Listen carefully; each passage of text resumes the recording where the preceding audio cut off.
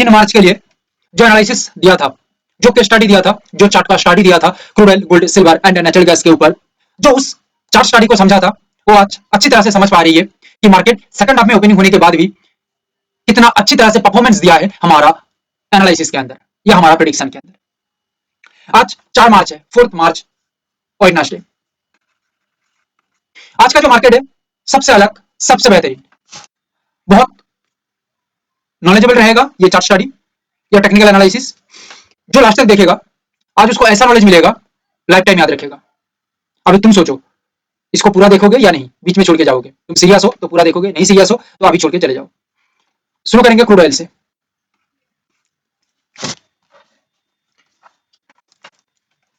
देखो crude oil के अंदर मैं यहां पे लेवल यूज करूंगा, जो लेवल है 7053। अगर क्रूड ऑयल 7053 के ऊपर टेक्निकली एक ब्रेकआउट करके टेक्निकली प्राइस एक्शन के साथ मूवमेंट स्ट्रॉन्ग रखता है लेवल के ऊपर या अबव द लेवल, तो एक अपसाइड का मूवमेंट यहां पे बन सकता है। नेक्स्ट मूवमेंट 7153 एंड ये आगे बढ़ते हुए ये जो मूवमेंट रहेगा अप्रोक्सीमेटली 7500 तक, ये रेंज है।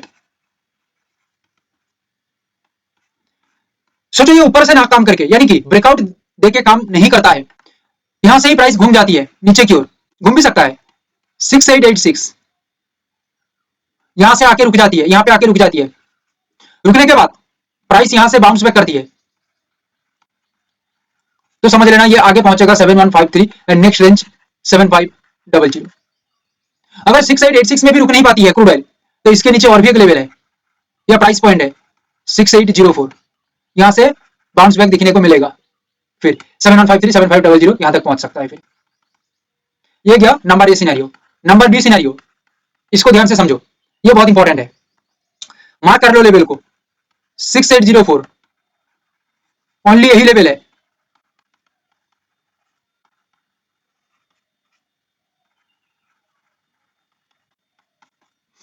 Six eight zero four only यही लेवल, स्मार्ट लेवल तो नहीं है बट एक्टिव लेवल है।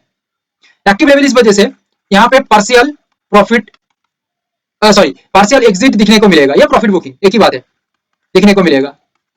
क्लियर है? ये पार्शियल एग्जिट होने के कारण कुछ रिटेल सेलर यहां पे अपना गेम बनाएंगे ये जगह में 6804 या नियर बाई रेंज से। तो यहां पे एक मूवमेंट चालू होगा, ये मूवमेंट आगे बढ़ते हुए 6471 तक जाएगा या चलता रहेगा। अभी तुम लोग बोलोगे कि 330 पॉइंट का लगभग ये डिफरेंस है, तुम क्यों बोल रहे हो कि ये पार्शियल एग्जिट है या एक नॉर्मल मूवमेंट है या कोई स्मार्ट मूवमेंट नहीं है? इस वजह से मैं कह रहा हूं कि ये जो जगह है ना, यहां से एक स्ट्रॉन्ग बाउंस बैक भी हो सकता है 6471 से। ये लॉन्ग व्यू की मैं बात कर रहा हूं, मगर जब 6471 की वन के नीचे चला जाएगा तब समझ लेना जो सबसे बड़ा स्मार्ट या जो बड़ा प्लेयर है ये यहां पे बैठा है और यहां से ही अपना काम करेगा, और जो मूवमेंट चालू करेगा ये बहुत ही बड़ी रहेगा। समझ लो 6039 के आसपास ये मूवमेंट चलाएगा और ये मूवमेंट बहुत ही फास्ट रहेगा। क्लियर? जो यहां पे बताया क्रूड ऑयल के अंदर, क्रूड ऑयल इसी के अंदर ही चलेगा, बाहर नहीं जा सकता, बाहर जाने का कोई रास्ता नहीं है। गोल्ड, गोल्ड में क्या बता रहा हूं सुनो।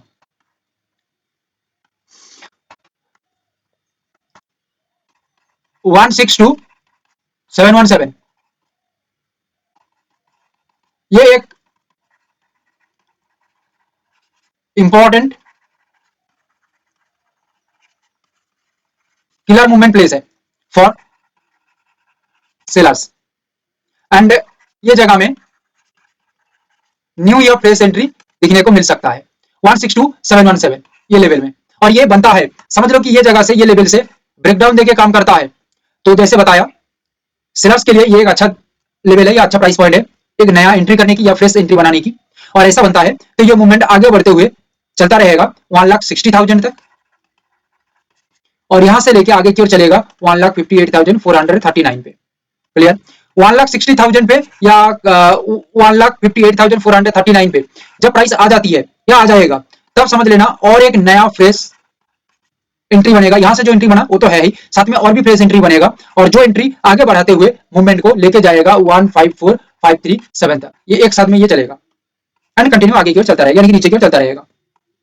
समझ लो गोल्ड यहां पे ऐसा ना करके ऊपर की ओर निकल जाती है और 164,928 समझ लो यहां से रेजिस्ट बनाती है या प्राइस के अंदर एक रिजेक्शन बनता है और प्राइस रिजेक्शन बनाने के बाद होल्ड हो जाती है एंड वेट करने के बाद कंटिन्यू नीचे की ओर मूवमेंट झुका देती है, तो ये आगे बढ़ते हुए 1,60,000 तक जाएगा। इसके बाद आगे बढ़ते हुए 1,58,439 और यहाँ से नया और फ्रेश एंट्री बनने के साथ 1,54,537 तक निकलेगा। ठीक है, और समझ लो ये जो जगह है ना 164,928 ये सबसे फ्रेश और सबसे नया प्लेयर यहाँ पे घुसेंगे, इस वजह से मूवमेंट थोड़ा बड़ी रहेगी।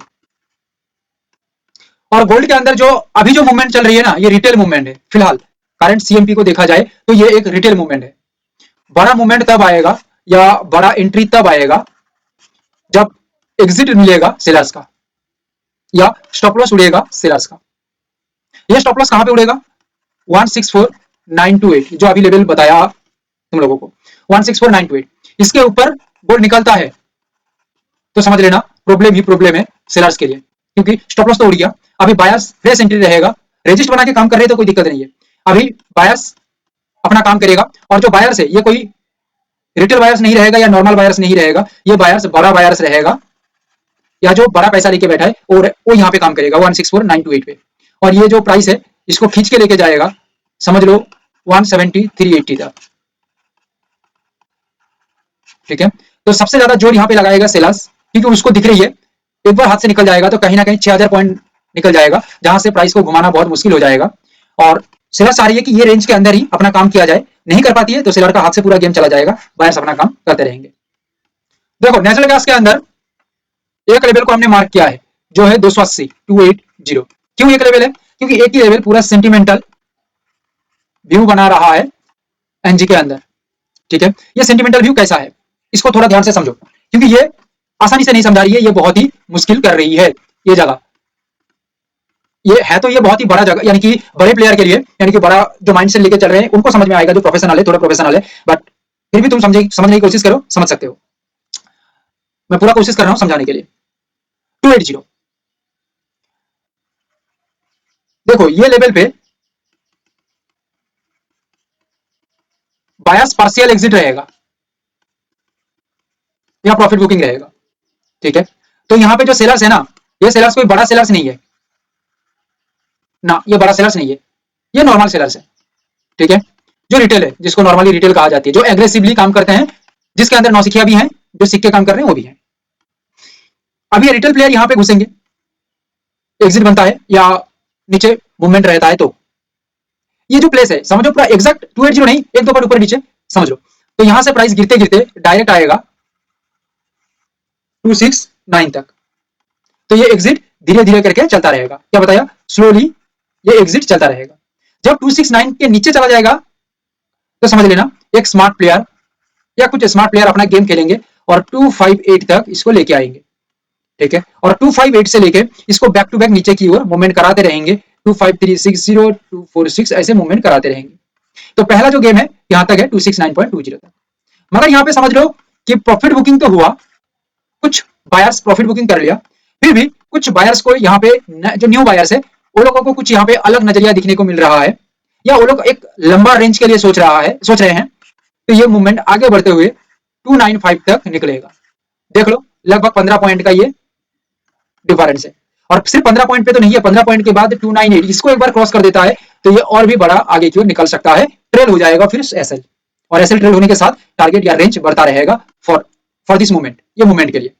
तो यहाँ पे अभी देखना यही होगा, जो बायर्स का एंट्री रहेगा ये फ्रेश होने के कारण थोड़ा स्ट्रॉन्ग रहेगा एंड सेंटिमेंट के अनुसार देखा जाए तो बहुत ही इजी रहेगा, बट एग्जिट को हम पकड़ के चले यानी कि सेलिंग व्यू को, तो ये मूवमेंट आसानी से नहीं होगा, ये मूवमेंट थोड़ा पेचीदा रहेगा या ये मूवमेंट थोड़ा दिक्कत भरा रहेगा, हार्ड रहेगा। ये मूवमेंट को दोनों को समझ के बाकी का सिद्धांत लिया जा सकता है। सिल्वर देखो यहाँ पे जो मैं बता रहा हूं ना इससे बढ़िया और इससे पावरफुल मार्केट क्लैरिटी नहीं पाओगे, आप कहीं नहीं पाओगे, क्योंकि क्लैरिटी बताने के लिए या क्लैरिटी समझाने के लिए खुद को पहले समझना पड़ता है बाजार को। हम घंटों तक मेहनत करके समझते हैं पहले कि एक्चुअली क्या हो रहा है, क्या हो सकता है, क्योंकि इंटरनेशनल न्यूज फिलहाल बहुत स्ट्रांग है, इस वजह से। देखो